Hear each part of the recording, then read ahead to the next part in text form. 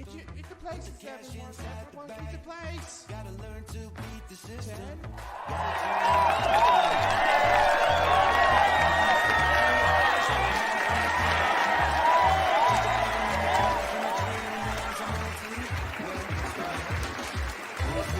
You know this world has gone insane. It is absolutely no secret. But tonight, Saturday night, you are about to experience the true measures of what that insanity can bring you. Tonight, you are about to see Ball and Bonkers, the one-of-a-kind show that delves deep into the world with no holds barred. Now, meet your hosts, Dakota Franson, specialist of the strange, and Christopher Mule, the UFO fanatic. Now, give it up, and let's see what these two idiots can bring you.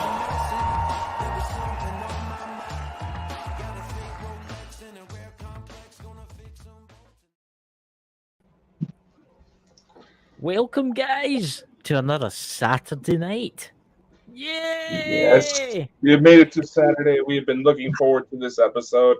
Viewer discretion is advised. Yeah.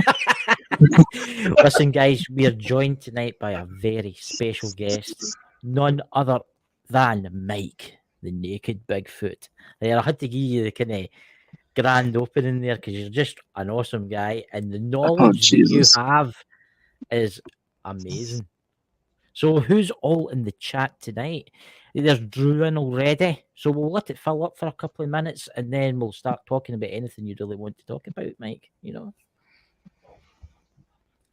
So Dakota's all quiet there, he's like... No, I'm just waiting in suspense. I feel like it should be busting out K2s and all that.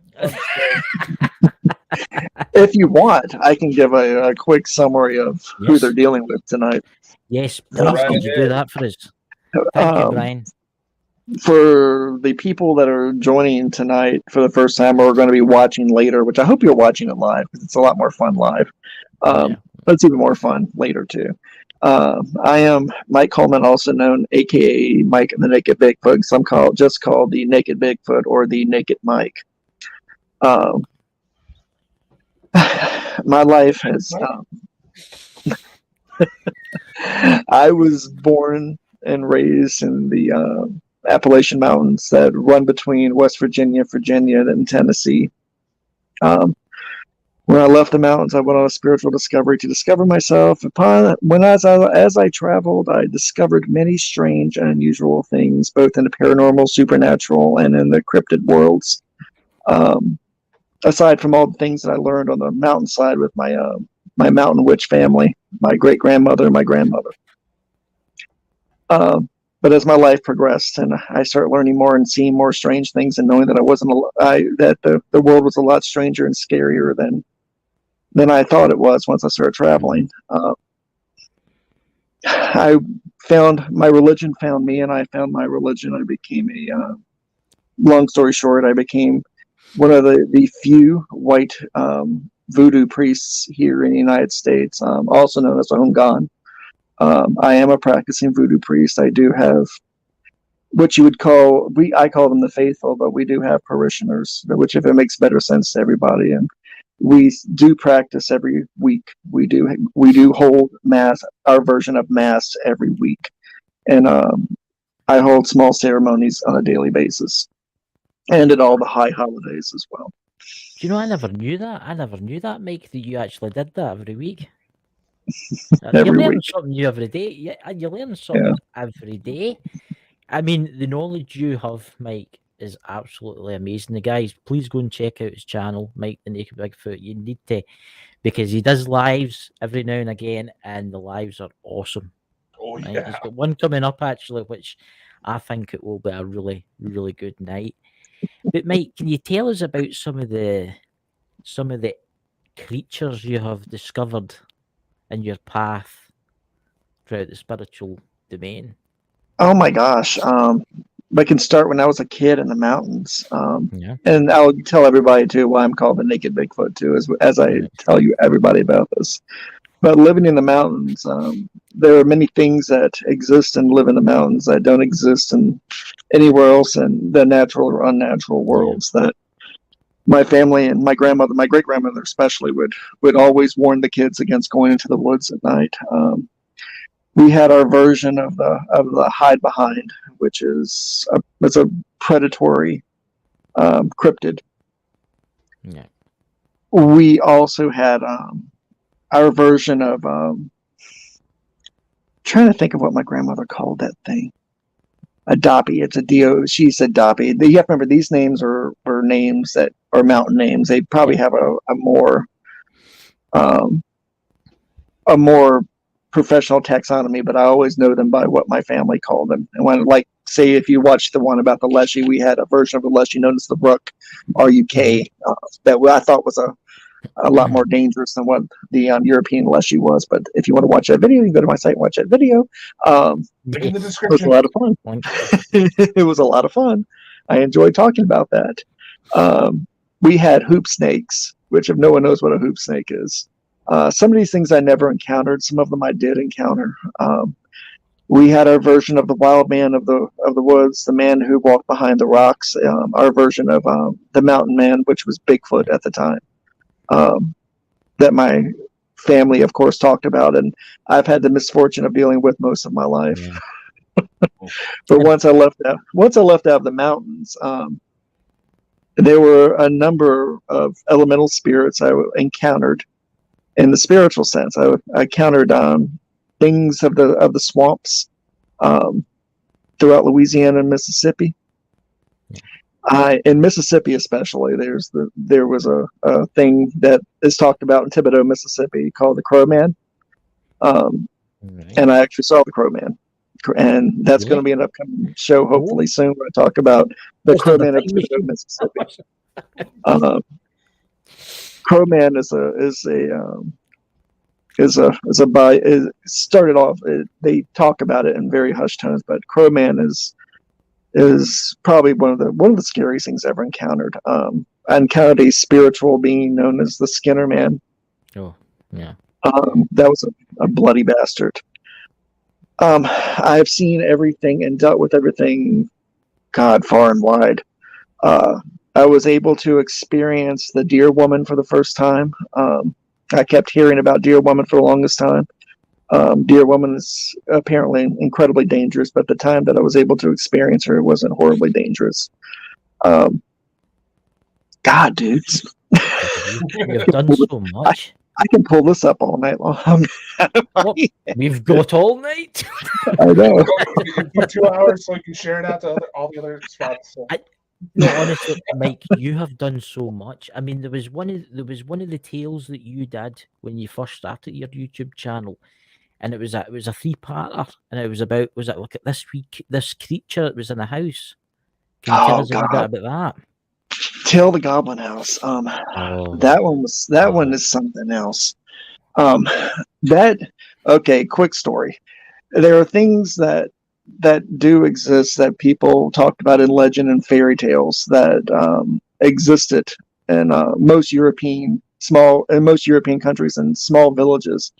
And when they migrated from their country and came here, they brought a lot of these things with them. And they brought a lot of these stories, these legends with them. And of course, if you believe in something strong, especially if something that existed in the spirit world, belief is 99% of its existence. So when you believe in it and you speak about it, it can gather that energy, that power of that belief, and manifest in our physical world and interact with us. These things, it's called a fetch, F-E-T-C-H, that was infesting in this house. And fetches, before I get into what it was actually going on in the house, a fetch is something that passes between the spirit world and the physical world, but it needs a reflective service, a body of water, a mirror, high-polished silver, high-polished, really highly reflective glass, to act as a gate between it and our physical world. And fetches are things that they exist to scare people. They exist to cause fear in people. fetches were spoken of in a lot of Irish lore and mythology, as well as in Finnish and Slavic mythology as well. But they had different names. But like a fair, Feyr, they were also called fairs for fears. The fetch was, because that was their trade. They caused fear, but they would feed off of this fear. But they could not scare you as a spirit form. They were shapeshifters. They would have to assume the form of something that would scare you or cause and just not scare. I'm not talking about a jump scare where somebody jumps around the corner and goes boo and you shit your pants. These things, they attach themselves to families. And they're a generation. I call them generational predators.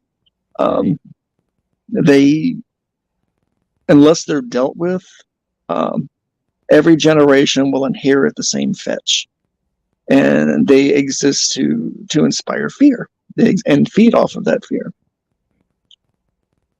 Well, this fetch, this group of fetches, come to find out, it was more than one. I had a witch friend explain to me that there's always more than one. Me being silly, didn't realize there was more than one at the time. Yeah. On occasion, there's a few paranormal groups of individuals and and 2 or 3 actual spiritual mediums. I get called in for consultations. If it's something that they feel is not is quote unquote ghost related, a once human situation. If it's something that's beyond that, that's going straight into the world of the supernatural or the supernatural. There's a difference between cryptids and supernatural cryptids. Cryptids are more part of our physical world versus a supernatural cryptid that exists in our world and the spiritual world at the exact same time. They walk between the worlds. So you'll hear me switch between those terms often and frequently. If anybody wants to interrupt me with a question, you can, because I can talk all fucking night. So. Guys, if you have any questions at all, please just leave it in the chat and I'll put it up for you. But it's scary. What you think's actually creeping out there in the dark nights when you're in your house watching your TV, when sitting in front of your fire. It's scary to think what is just round that corner watching you. Well, that's what. Going back to the fetch, that, and there's also something called a Mari too, which I had the misfortune of dealing with too. And Maris don't inspire physical. It's called true fear. It's a fear that's so visceral that your bones literally shake and ache from the fear. That's what they need to feed off of. It creates enough energy for them to feed off of it. Just saying boo doesn't work. They want to scare the shit out of you and do it. They're good at it too. Yeah, guys, you need to check out Mike's channel. Honestly, I'm plugging your channel here too. But Mike is also writing a book, and it will soon be out too, which I'm looking forward to because I'm going to buy a couple of copies because I'm just that type of guy. Oh wow! I'll sign a copy for you. That's what I want you to do. I want a signed copy. Hey Lex, Can you tell us a wee bit about your book that you've been writing? Yes. Well, throughout my life, one of the things I was taught at an early age by my grandmother, as a matter of fact, she always told me my family, believe it or not, there's a lot of people that live in the mountains, and a lot of mountain people, a lot of mountain cultures that are literate. Regardless of what people may think, they're quite literate. Not illiterate, they're literate. Yeah. And incredibly intelligent and educated in their own right. And one of the things that my family imbued on me, my extended family imbued in me, was to document everything. See, I inherited my great-grandmother and my grandmother's, their journals. And then I started writing my own journals while I was in the mountains. And then when I left out of the mountains with my immediate family, I always kept journaling, and I literally have boxes upon boxes upon boxes of journals of my life experiences. Here on the East Coast and all the way across to California and beyond, my journals, and it documented all the strange and weird happenings that I experienced. All the different. I've attended many different types of faith setups, and I want to say it like that were outside the norms of Christianity. Or we're talking about things like snake handling, Santeria, things like that. They were outside the mainstream that exists here in the United States and throughout the Caribbean islands and Polynesia and parts of Mexico and South America. Yeah. And I would always write down my observations or what went on when I went there, so I would never forget it. I would never write while I was there. I would always go back to the hotel room or wherever I was staying, and I would sit down and write it up. Yeah. Well, what happened was we decided to pull together a large portion of these journals and pull out some of the meatiest and choicest bits and pieces and do them in a book format to explain my life, how I started in the mountains and found my way here to civilization. But I had a very long paranormal and supernatural, really fun, incredibly frightening, and most of the time incredibly dangerous experiences that I had. But I survived them all. Yeah. Sometimes through skill, sometimes through education, but most of the time through blind and stupid luck. Yeah. I survived most of the situations. Not all of the situations I encountered dealt with the supernatural, but with people as well.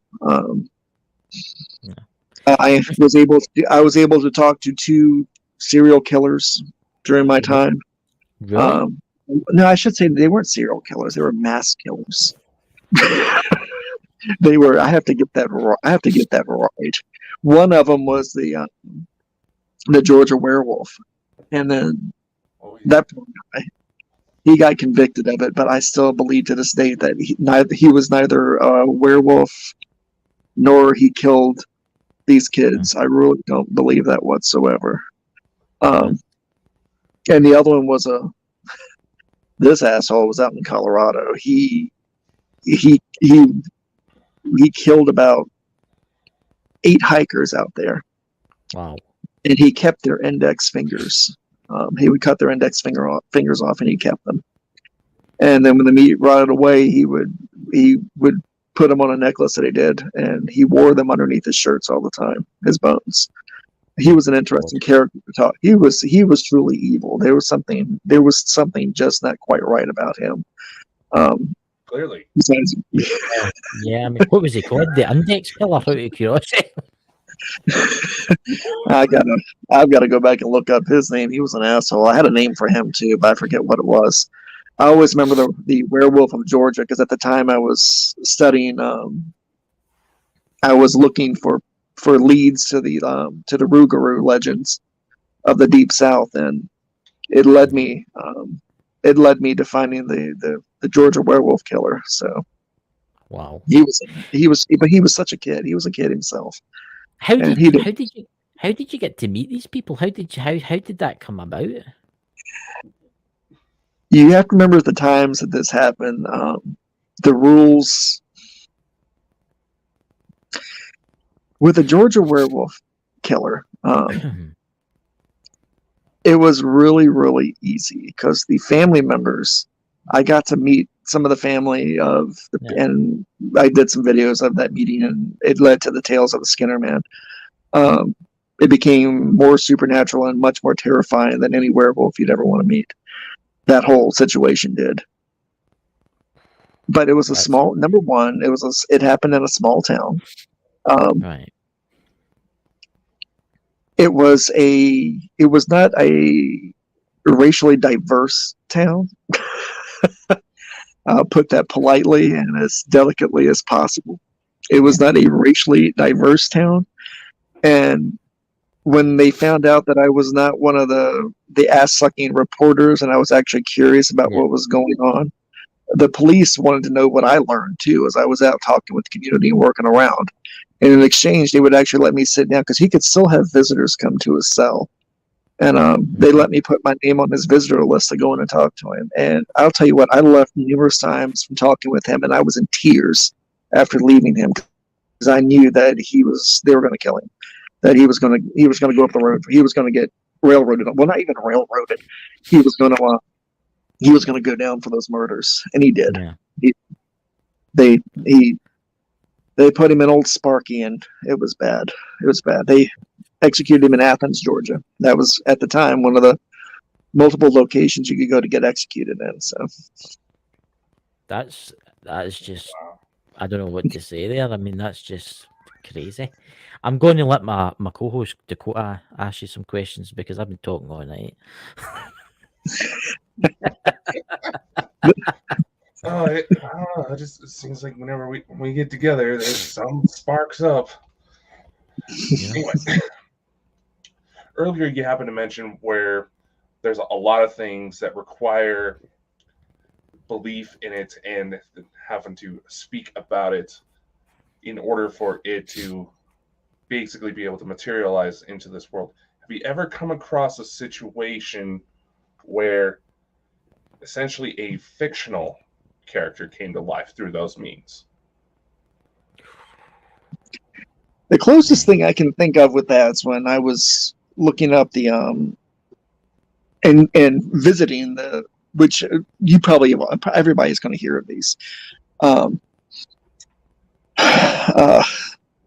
Mostly from urban legends that find life of their own because people believe in them. For example, the Goat Man on Goatman Bridge, the Bunny Man, which is one of my absolute favorite things to talk about. It's the Bunny Man, because I actually we have our own Bunny Man here in Virginia.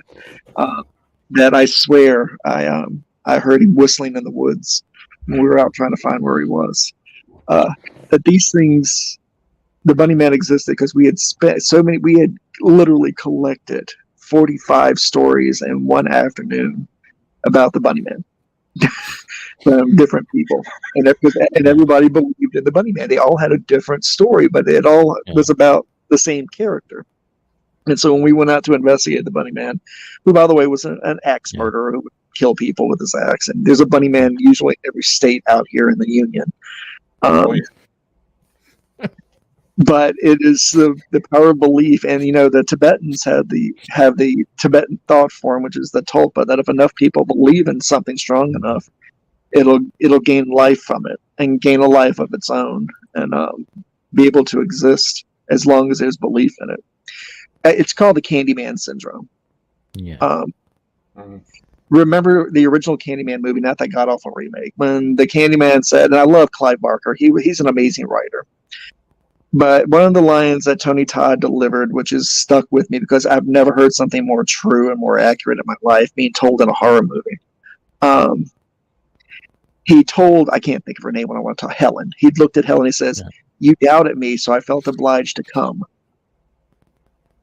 Yeah. She chose not to believe any of the stories about him. She didn't have any core belief in him, so he came to her to prove that he existed.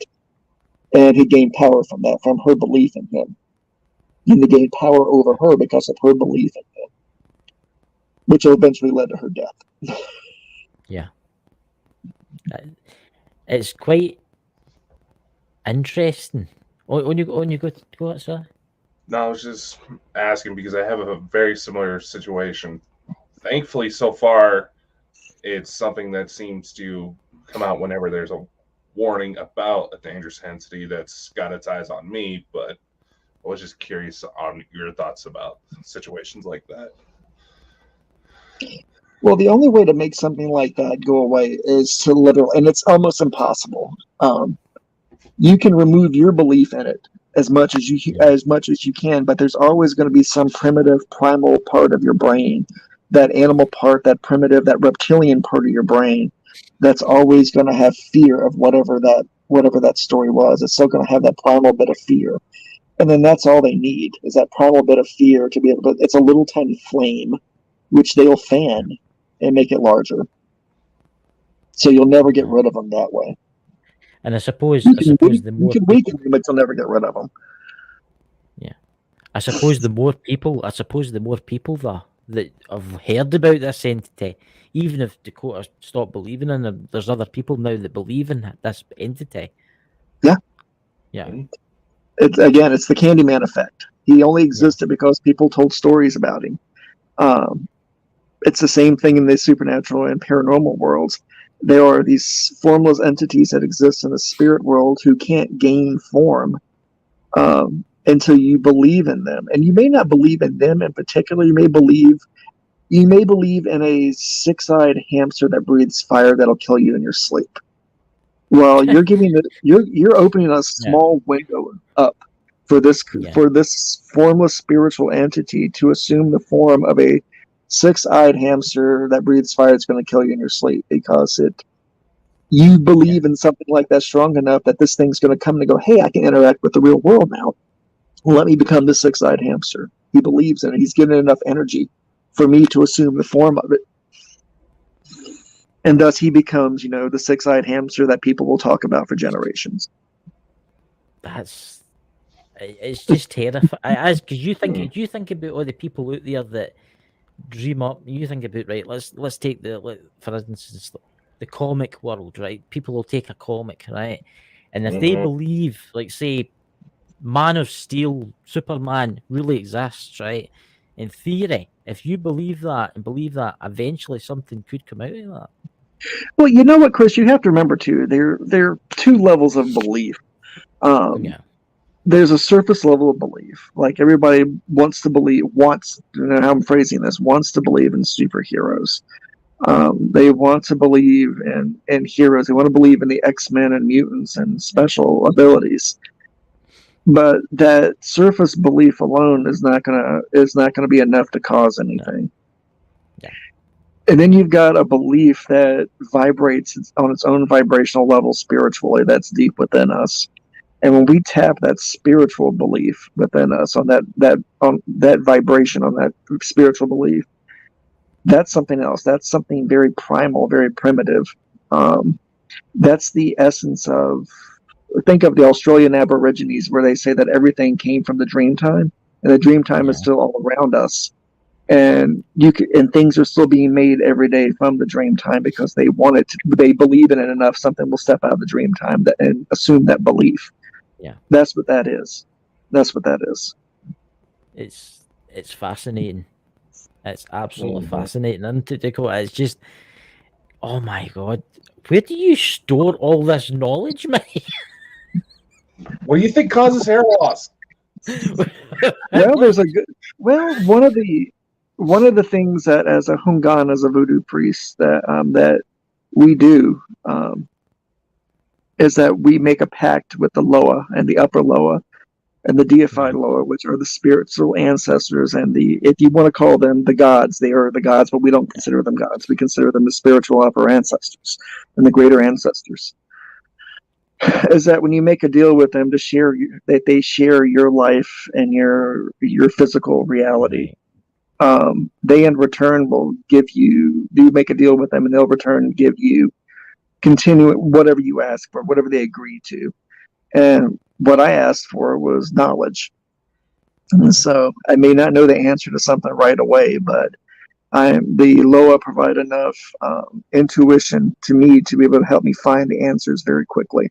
And to find the information very, very quickly. So it's a deal. It's a deal I struck many, many years ago. Yeah. Can you tell for some of the people that's obviously you've told me before, but can you tell for some of the people that's listening to this tonight, the podcast side, what the Loa is? What are they? Where are they from? The Loa, think of them as a part of I always tell people, the spiritual gemstone of the universe. The gemstone is this massive spiritual energy, and every facet is a facet of that spiritual energy that assumes a form known as a Loa. And a Loa's come in and they exist on different levels. They exist in families. The Loa do. You have the immediate ones, which are your ancestors, which were the once living, and then a step above them are the Loa that are the messengers and the family members to the greater Loa, because they belong to a great family. And they exist on the back of a great serpent. And the serpent is white, and it exists in the sun on a beach. And when the sun shines upon the serpent, it casts both a shadow and a rainbow. The Loa that are aspects of something that are good, not necessarily good, but positive, and wish to do positive things in the universe. They walk in the light that's shown from the scales of the serpent. But the shadier, darker Loa and spirits out there, they walk in the shadow of the serpent. That's. I I'm hope just that answers. imagining. I'm imagining that in my head. This white Yeah. serpent. I mean, it's It's it's called amazing, Ojibwa. isn't it? It's Yeah, it's called amazing. it's called Ojibwa. Can you? It's an odd concept. It's an odd concept, I know, but for a lot of Yeah. people that follow most mainstream religions, it's a hard concept to believe in. But trust me, Yeah. when you see the serpent for the first time and it speaks to you in the voice of the hummingbird for the first time, you can do nothing but believe in that. So Yeah. Of course, this entity will be older than time itself. How old is Well- it? It's infinite, isn't it? well, they created well, you have the creators, and the serpent was the creator. It vomited up it spilled out the oceans. Its skin it shed became the land and the forests and the mountains. Every time it shed its skin, it was the creator. And then they begat the children that were the original Loa that helped form the bodies of mankind for the first time and bred life into them and gave them their own spark of divinity. I don't know. I just want to say that's beautiful. Just the way they put that. It's just, I don't know. I can see something. It's weird. It's weird. I'm experiencing something right now. I don't know what that is, but it just feels really real to me. I don't understand it. Maybe you can tell me after, Mike. But it's just, I'm going to let Dakota because I think he's got a question for you. I'm just watching the chat right now. It looks like we have some people having reactions to tonight's live. Yes. What's that? I can't see them. If you want to share, I'll be happy to listen. Bring it Well, up, Dakota. Oh fuck! I can't see them, There you dude. go. I can't see them. I'm fucking blind anyway. What's Yeah, that say? Drew's- Or read. We have Drew's paranormal vlog. She's been having a lot of interesting activity lately. Guys, I need to go and ground myself. Something isn't right. I'm feeling really weird. I'll be back. And she just said that she's gonna disappear from us later. My bad. It's not your fault, man. We had that same effect on her. Yeah, we have that effect, for some weird reason, But here's an interesting question. I hear you mentioning this quite a lot. What's your big black book? My big black book of bad things. What's that? I actually call it that. The big black book of bad things. The first half of, and it really is a book. It's a huge book, actually. And the first half of the book is it has all the notes and on mountain hoodoo and mountain magic and mountain spirits. The first half of that was from my family that they recorded and wrote down their observations and their different cures and stuff that they used to. And the second half of the book are the parts that I penned myself in it. That think of it as a grimoire. It's all the various rituals and rites I've learned from other cultures and other belief systems that will come in handy against various unfortunate situations that may arise for people. Yeah. Like sealing ceremonies and things like that. If you're trying to seal your house away from something, or seal an object, so if an object's being used as a channel for an entity, how to seal it to where it can't be, the entity can't use it anymore, and how to identify certain entities for what they are, because you should, when you're dealing with entities, any type of supernatural paranormal entity, the first thing you want to do is to learn what it is, to be able to name it, because when you name something, you take power from it and you assume a little bit of power over it. And that's the only way to effectively deal with it on its level, is to know what it is. Because a lot of the shittier things that do strange shit to people out there, they don't want you to know what they are, or they want to mislead you to believe that they're like the ghost of your great aunt Sarah, when actually they're actually some kind of parasite, and they're using the tale of the ghost of great aunt Sarah to fuck with paranormal investigators or to fuck with the family for both its entertainment and its nourishment. So, yes. Can I ask you something, Mike? Have you ever pissed an entity off and it's followed you home? It's mine. Oh God, dude, yeah, many times. I've had shit follow me. Can you tell us a wee bit? Not just because they were mad at me. because they were curious about me. Right. Mm.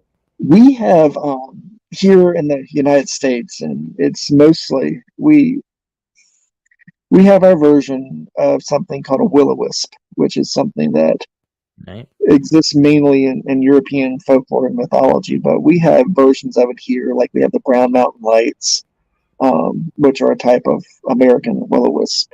Right. We have here in the south and in the mountains, we have something called foxfire, Right. which exists in the woods as they're actual spiritual entities that are mostly harmless but very mischievous. Right. And they're well known here in the mountains for luring hunters at night. People are hunting like raccoons and stuff at night. For luring hunters, out, and they usually will end up hurting themselves. They'll lead them out into the woods and usually off a cliff or into a river or into a swamp somewhere, because they're basically assholes. But I have gone out and I've studied the foxfire and the fox lights in the woods. And I've actually went out to study them, to look at them, and I was able to actually observe them happening. And they look deceptively harmless. If you can picture a green candle flame assuming like a face, or a green candle flame assuming the shape of a hand, and that's what they'll look like in the distance as they're trying to lure you away from what you're doing, or lure you away from your group of people that you're with. Mm-hmm. I didn't fall for it. One of the neat things about keeping them at bay and is using crushed mistletoe berries. And crushed mistletoe berries, and you take the juice and you put it around your eyes and around your nose and your mouth, because it helps you see them for what they are, and they can't fool you. Right. And I did that. And there's about 12 of them. They became highly agitated. And as we were driving home, after observing the little bastards, we would see behind us on the road those little green lights flickering. They were following us home. I'm pretty sure we pissed them off. And for the next, until about the next full moon, it was about a little bit over a month leading into the next full moon, we would see them in our yard. And in the rose bushes and trees, we'd see these little green lights flickering around the trees out there because they had followed us home. Yeah. Eventually, they got either bored or lost energy and dissipated or went back home and left us alone. And then there's the fetch. And then I had a fetch follow me home, and that terrified me because the fetch went after my family. But we sealed that little bastard off too, so he's somewhere beating the walls. I think Dakota's got a question there. I can sense it from him using the Jedi mind powers. Your Jedi mind powers aren't that good. I'm still processing everything. I know. Yeah. I said aren't that good. I know. So right. I've got a question for you, Mike. What is the most scariest thing that you have experienced in your entire life doing this? What is the most terrifying thing that has ever happened to you? Ever? Probably the most terrifying thing that's ever happened is something that's more recent. Now, I did visit a number of snake handling churches, and I was bitten twice by a rattlesnake there, but that's a whole different story. I wasn't as much terrified as I was, oh fuck, I'm gonna die. And I still got the marks on my arm. Was my dealing with the Bigfoot that live the tribe of Bigfoot that live in our mountains here on a farm up here in the mountains, because it's something that's been persistent and ongoing. They've been very aggressive. Yeah, and that's rock because of roaring. the tree. Yeah, rock roaring. I mistakenly started that fight with them, so that was my own ignorance that did that, but it hasn't ended. It's gotten better now that I've learned more about how to deal with it. Yeah. But we still have missing animals. We still have fences that are ripped down. We still have parts of the barns that are ripped apart. We find huge rocks all across the front of the yard and up the steps in places. That's terrifying, knowing that they. No, yeah, that's ongoing. When the sun goes down, we just don't fuck around outside. Nobody goes outside at all anymore at night when the sun goes down. So we just don't play that game. Has anyone in your area just disappeared, never been found again? I wish.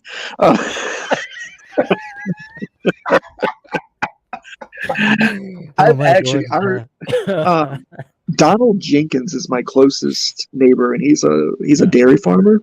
Right. And he swore up and down that he saw me and my son in the woods one night,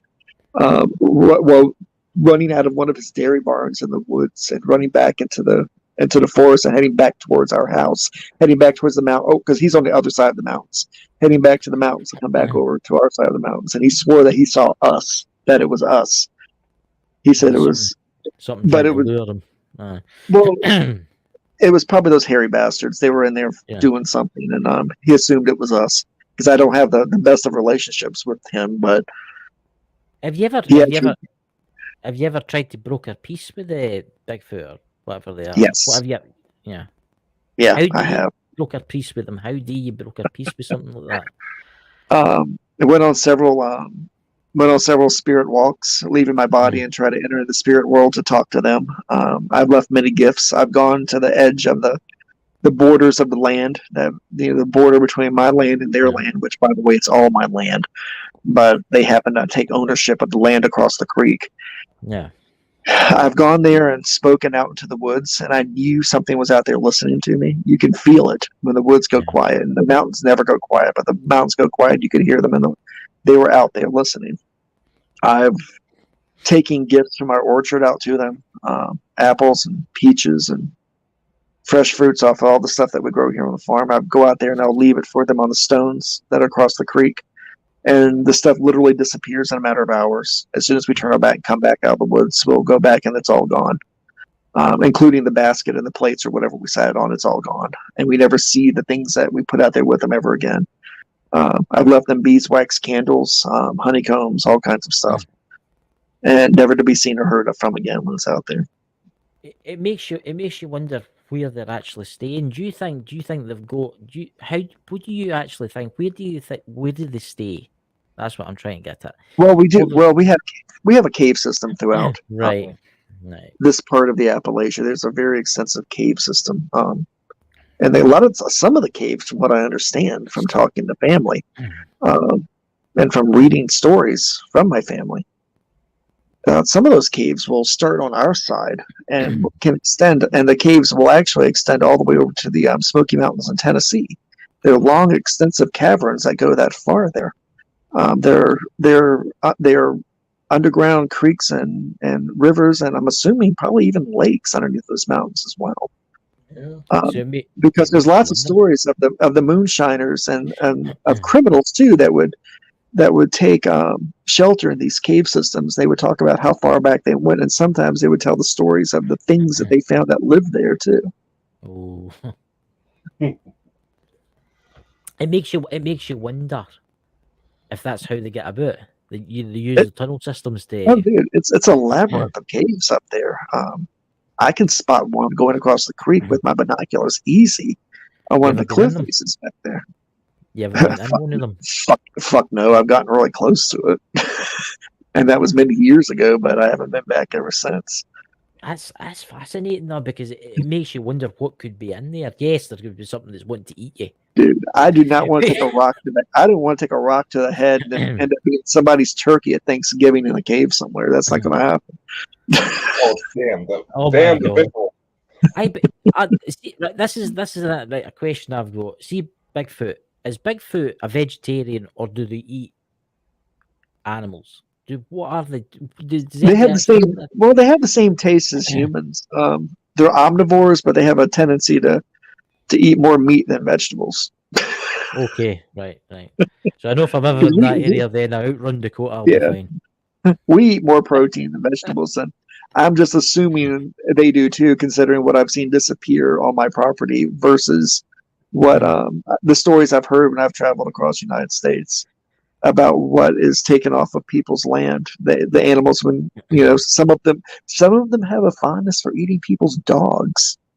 They get a taste for a certain meat That's It was Momo, the Missouri Monster, which was a Yeah. Bigfoot. It was Momo that had the taste for dogs and would Oh go my into God. people's yards and get their dogs. And people watched it and witnessed it as it happened and couldn't do anything about it. Because this particular Bigfoot had a taste for dogs, and there was always more. And they assumed there was more than one too, because it would so many of these occurrences would happen at the same time at different locations and in that part of Missouri. So it was more than one doing it. They had a taste for dogs. Oh my God, I'm a dog owner. Just thinking about Yeah. that. That's Oh, dude, there's so many things out there that eat dogs that's Yeah. that exist that will eat Bye, dogs. Jesse. Yeah, you don't want to take a little Pomeranian out in the woods and oh my deep God. into the woods because All something's it's going to found end is up. the collar, you know. Yeah, or if you're lucky to find that.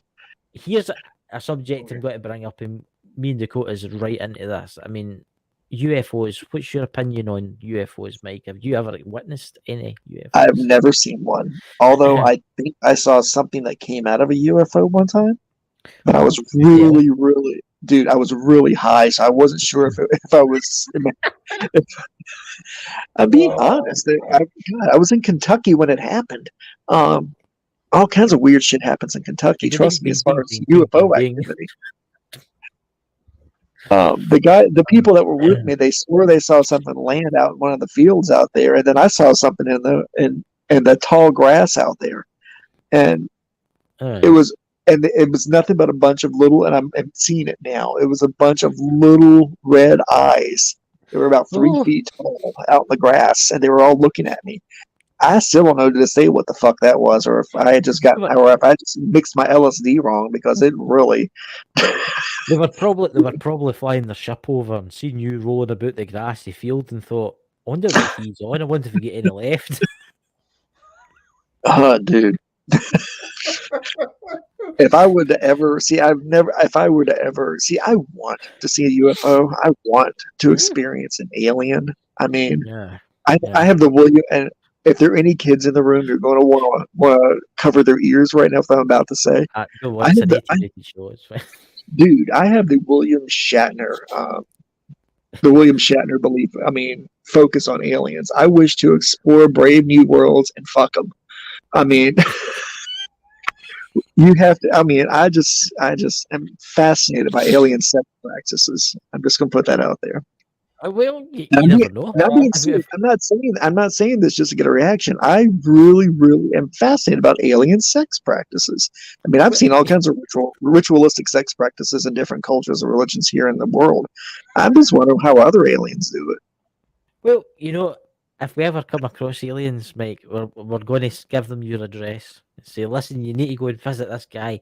He's going to show you his big black book of bad things. I'm going to show it my toy chest and ask if it has its own type of extraterrestrial toy chest. I want to see the shit they've got. I mean, how much information can you find out from probing someone's ass, too, for crying out loud? I'm just going to put that out there. Don't you think? Dude, after 100 years, I mean, there's only so much you can glean from someone's rectum. I'm just going to let that drop. I will say this right. I think that probing thing, I think that's a load of rubbish. I don't think that actually happens. I think it is, too. I think it got started out because people started making fun of people that were having actual encounters, and it started off as something to make fun of them with, which I don't think that's cool, but I still laugh about it. Well, if there's any aliens listening to this transmission going through space and time as we speak right now, Mike the Naked Bigfoot wants to have a visit from you tonight sometime, or maybe through the week. Dude, if you can't make it on a Saturday night. One of my rules and everything that I've experienced in my life has been I don't believe it until I experience it in some form. Either spiritually, physically, with all my senses or something. And until that alien walks up to me, and I shake his hand or he whips out a schlong for me, I'm not going to. I'm sorry. He's going to be the unicorn of my world until he shows up. So that's very true. But here's a thought, right? A lot of people say this to me, that I'm on the fence about this. They say Bigfoot could be an interdimensional being, or Now, see, I do believe that, and Yeah. I don't think extraterrestrial is the same as interdimensional, because you're not dealing with something terrestrial that's outside of our world. That we have dimensions all around us, parallel dimensions, spiritual dimensions, dimensions of time, dimensions of space. That some creatures, you know, how some fish naturally are born knowing how to breathe water. Well, I think there are things that exist, including Bigfoot, that it's natural for them to pass between worlds. Maybe that's Just for like the remainder they of would time. eat or breathe. It's natural for them. Yeah. I Because you mean, have to remember, people that have seen them, other stories of people who have seen them, they're either accompanied or preceding a sight of a Bigfoot, or these flashing lights in the woods, these hovering lights, and then suddenly there's a Bigfoot. Or there's flashing lights and suddenly Bigfoot is gone. He walks behind a tree and he's gone. He doesn't ever step out behind the tree. or it could be the case that the extraterrestrials that are visiting us, right, are curious about Bigfoot too. And when he disappears, he's getting abducted. You never know. See, Well, cattle mutilations have been coming back in the last couple of years, so you never know. Well, cattle mutilations have made a huge comeback. yeah. Remember the satanic panic of the 80s, so I can't wait till that starts up again. I mean, the cattle mutilations, I mean, you would wonder how a lot of people say, oh, yeah, it's crows have come down and started pecking on them. Crows don't burn perfect. When they cut the flesh, it's sanitized, it burns the flesh. You know, yeah, I live in a farming community, right? And I have seen that. I've seen crows pecking sheep's eyes that have died out, or cows that have died out, right? Because they'll go for the softest part to get, right? But crows don't cut and remove certain organs. No, they go for the Drain path the of least resistance. Yeah. I mean, it's. So what we'll need to do is we'll need to put a notice out there for our alien friends to come and visit Mike. Like I said, until it actually, equipment. I'm going to be a doubter until it actually happens, because that's always been my philosophy. I've met many people who have claimed to be abducted or claim to have spotted not only a UFO, but they've seen different types of aliens, whether they're the angelic type aliens or the god awful reptilians. Oh, don't get me started about reptilians, shapeshifters, or the insectoids or something like that. I've heard those stories, and some of the stories I think they are mistaking something from the paranormal or cryptid world for an alien. Yeah. Yeah. But here's a question for you, Mike. Spirits. I take it you've seen spirits. Can you tell us about some of the spirits you've seen? Sightings. Well, you're going to make me explain first when I talk about this. I always have to preface the conversation with there are all types of spirits. There are the once human spirits, which are people that have died and their energy still exists on this as an echo or as an intelligent echo that they leave behind. And then you have the inhuman, which are the elemental spirits. They never were, they never existed in a mortal form. But they can assume a mortal form if they need to by using nature to do so, the natural elements to do so. Well, that's the inhuman. Then you have the unhuman spirits, and those are the things that exist, and you can call it a spiritual dimension if you want to. Yeah, it's a dimension where it's a formless dimension, where, again, they can see our world, but they can't interact with our world unless we give them the energy and the ability to do so. I have seen once humans. I have seen, and just one of the degrees that I have in is in mortuary services, embalming, things like that. Yeah. And I've spent, I've spent many many nights working on my certificate and doing that with hanging out with dead bodies in morgues and in funeral homes. You know, and I have seen people who they'll come in dead, and I've seen a form of them rise from their body to walk away. Where the spirit doesn't depart at the time of death, but still is hanging on to the body, but chooses that time to leave there. And sometimes they'll turn and look at me, and most of the time they will just walk by me or walk through me and leave the room. I have seen the unhuman pretending to be a human spirit, which most people who do paranormal investigations, who collect evidence, I think about 75% of what people collect are unhuman spirits pretending to be once human spirits for the attention, because the more attention they get, the more power they get, the more they can manifest. So if you're there to see, you've heard the story of Great Aunt Tootie who killed people with an axe, and she still haunts the house with an axe. And the story is complete bullshit. But people are coming there expecting to find evidence of the ghost of Great Aunt Tootie, the axe murderer, and this unhuman spirit sees the opportunity, because remember, these things are opportunists. They see the opportunity to communicate with these paranormal investigators, because you're giving them attention, you're giving them energy, you're allowing them to manifest in our world. And they'll say, "Oh yes, I'm Great Aunt Tootie. I'm here to kill you. You better leave. I'm evil."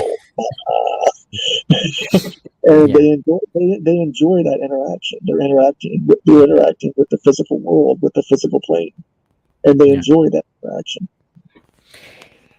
Can I ask you, mate, what do you think happens when you die? What is your thought process on that? What's your thoughts? Well, according to my beliefs, the only way that when I die, the only way that I'll find peace, the only way that I'll be able to actually leave my body, is when somebody digs my grave. And when he digs my grave, my physical body will be placed within that grave, and my spiritual body will be placed within that grave. And he'll draw my spirit to the ground and guide me into the forest, and I'll be able to live with the other Lois and the deified ancestors and become one of them.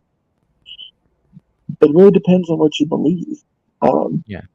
But I believe that you just don't cease to exist, because everything exists again. It's so hokey sounding when you say it, but everything really is about energy, because we are machines, if you think about it. That's right. And machines, we are, and all batteries and machines are finite. Those batteries will run out. So where does that energy go when your battery runs out? What happens to that energy of your mind, the strongest, most powerful part of you? Yes. Where does that go? It just doesn't disappear. I mean, Albert Einstein, energy cannot be created, nor can it be destroyed. Yes. It can change form and exist as something else. And I think that's what happens. And depending on what your belief is what you become when you leave. You may come back and you may choose to ride the wheel and be reincarnated and come back as somebody or something else, and recycle that energy into another mortal form and another turn on the planet. Or you may explore other dimensions. It's completely up to you. Yeah. I fancy your one, just exploring other dimensions. I'm going to be there with you, Mike. Hell no, I'm not getting reincarnated. Reincarnation is fun, but that's a wheel that you have to purposely want to break, otherwise you'll just keep coming back and back and back.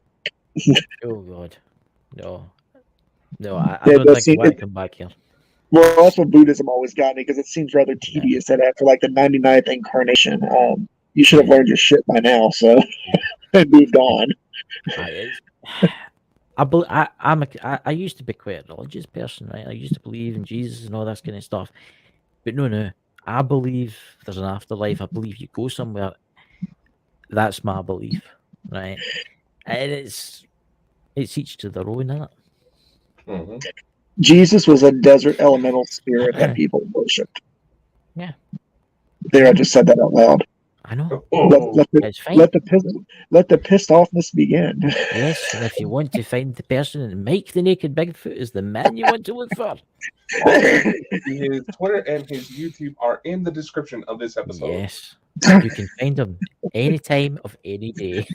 If you want to see me piss, watch my Angels and Demons episode. That's the one that Oh. pisses everybody off. Oh, I'm looking forward to that. I'm looking forward to that one. But it's. I think we're here just for a laugh. You know that. I think this is what this is. Oh, One big it's fun. laugh. It's so much Aye. fun. It really I mean, is. I'm looking forward to going to Zach Bagan's museum and haunting him. Oh, I love the shift change and vibe right there. He has done him and his ilk have done more damage to Oh no. the study of supernatural and paranormal. Yeah. The study of the supernatural and paranormal than any other human being out there. He picked up the I have to say this. He picked up the Ed and Lorraine Warren bullshit that they did, and he saw how they ran their show and how they ran their clown show, and he took his clown show and made it 10 times better. He went from the local clown show that was Ed and Lorraine Warren, and did the Barnum and Bailey of clown shows when it came to doing his shit. So. Talking about Ed and Lorraine Warren, did you not tell me once you met her? Yeah. Lorraine Warren. How did that go down? She didn't care for me at all. I wonder. But she was so polite. She didn't care for me whatsoever. I wonder why Lorraine Warren. It was so unfortunate. She was doing one of her talks, one of her college talks in Louisiana, and I was there, and I went to it, and I had a chance to walk up to her and talk to her. And she had done her little slideshow and her conversations, and she took some questions from people that were already planted in the audience. The Warrens had a handler. He was their photographer. He ended up being their quote manager and handler. I had a run-in with that jackass because I went up to her, and I had just dealt with some mind knockers in Kentucky before I came back down to Louisiana. Yeah, the mind knockers were actually terrifying, but that's a story for another day. Oh, you're teasing us. Such a fucking and I went up to her to talk to her, and she, at first when I walked up to her, she acted like she couldn't hear me. When I said, Ms. Warren, I wanted to meet you and talk to you. And she finally whirled around on me, and that woman was pissed when she looked at me. Because apparently my reputation preceded me. Why was that? At the time, I fancied myself a debunker because I loved going to traveling to tent revivals, and I loved debunking spirit healers. And I saw her as a snake. Her and her. This was after her husband died. She was still selling the snake oil, and I was just trying to be polite and start a conversation. But apparently, she heard that I called her a snake oil salesman, and she didn't cuss me, but she didn't exactly tell me to stick around and have a conversation. And her handler, he did everything but smack me around. Oh my God. Dakota, do you have a question for Mike? Come on, you must have something in there. I honestly want to hear more about these mind knockers because it kind of sounds like some of my ex-girlfriends. Can you tell me? It's a type of elemental spirit. Go and we've got plenty of time. Go and tell us. We can go a wee bit late for you. Knockers they have many names. They're actually, I know, it sounds so filthy, but miners, especially in West Virginia and Kentucky, can tell you about the knocking that happens when you go too deep in the mines and you hear something literally knocking on the walls around you. And it's usually these critters are knocking to warn you that something's about to happen. And there's the standard knocker, which is helpful and friendly and will try to warn you. And then there's the domovoi and the polvoi. And the domovoi is a house spirit, which is a relative of a knocker, which is relatively friendly to the family that it's with. And it's a generational spirit too. It sticks with the same family for generations. And it's mostly helpful. But its cousin, which is the Polevoy, um, unlike your common mind spirit, a Polevoy actually will cause minds have minds cave in. They cause cave-ins. Or they'll trip miners, or they will appear to be another miner and lure them to their death in the mines. It took a whole. You can't get rid of them. You can only seal them away and cause them to cause less damage to the people and to the mine itself. Yeah. And what we ended up doing was we appealed to the knockers of the mine. We entreated them to help us with the Polevoy that were there, and to help mitigate the evil that they were causing at the time. Because at the point, we already had lost 4 miners up to that point. But then we had to seal off parts of the mine. When I say seal off, we're not talking about putting up walls or anything. We're talking about putting up spiritual walls that keep them out. Which was a collection of pine sap or pine tar or pitch, mixed with the blood of each miner. It only had to be a little blood from each miner to do it with, and then the blood of a holy man, and it had to be applied with a horsehair brush with a silver handle. So once we got all the ingredients together, we went around and we blessed all the tools. We used it to bless the tools with, and to seal the tools, and to seal the equipment, and to seal the mines with as well. Yeah. And the activity, the dangerous activity, completely dropped off, but the knocking activity continued on, and probably continues to this day. That is, I've heard about them. The old miners used to talk about them. They're called the Tommy Knockers. Is that right? Tommy, that's their name. Yeah. Tommy Knockers. Tommy Knocker is one of the names that can be used with them. That's more of a regionalism with describing them.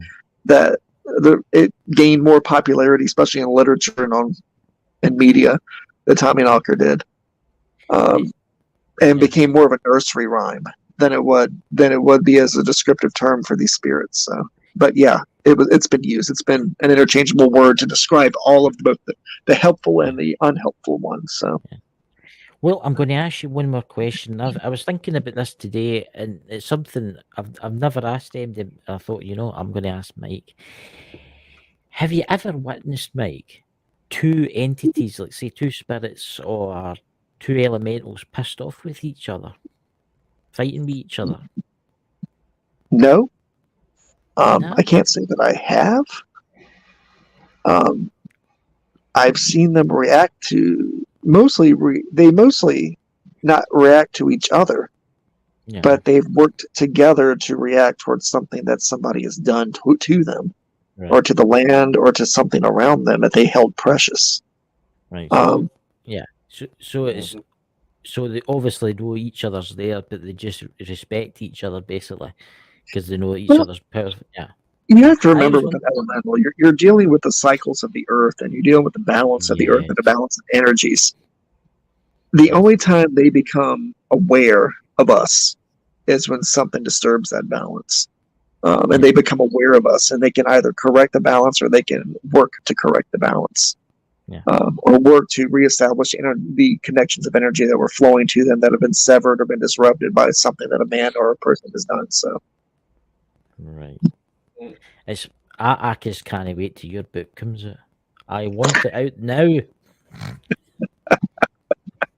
Well, I hope everybody's has everybody been good in the chat room tonight? Everybody's sitting there. I mean, honestly, Mike, we'll need to get you back when your book is back out, But we'll talk to you after the live. Anyway, after this, we'll talk to you. But guys, thank you for tuning in to Mike the Naked Bigfoot. And guys, please go to his channel, which is below. Give him a subscribe. He does lives, and they're very informative. What's the next one coming up? When's your next live, Mike? Monday. This upcoming Monday. I've been trying to do 2 a week. So this upcoming Monday, and then that Wednesday after that. Yeah, I think guys, you just need to watch his live because absolutely amazing, honestly. And thank you everybody for coming. Thank you everybody on Facebook and all the 50 locations that this goes out to. And I'm no rhyming no more for Dakota, you know. But guys, please tune in tomorrow night because we have a special guest coming on. Is it what's his name, Dakota? What? How do you pronounce his name, Chris? You're the one that booked him. What you mean? It's Birmingham. It's a Birmingham UFOologist. So we'll bring him on. You know. I can't remember his name off the top. Of I my just head, remember you know. his name is Dave. That's all. There you go. So, guys, tune in tomorrow and we'll be discussing UFOs in the United Kingdom. And thank you, everybody, for coming on. I'll talk to you in a minute. Have a great night, everyone. Oh, Catch you yeah, all just- later. Bye. But before we go, you Oh, we should forgot do there's something. one little bit of news Oh, that we that's have right. on the I forgot company forget front. that. Now, ladies and gentlemen, you want more information on Bald and Bonkers operations? We now have our own website. Yes, Yes. a website. My goodness. We're getting up in town, you know. We've got our own website, guys. It's baldandbonkers.net for those of you on the podcast. Still being in development, but there's going to be plenty of surprises coming on that front. Yeah. So now I think we can end this. Yes. So catch you all Why do I tomorrow look like night, Donald and Trump? Mike will talk to you after the live. All right. That's Bye, it. guys. Bye bye. Bye.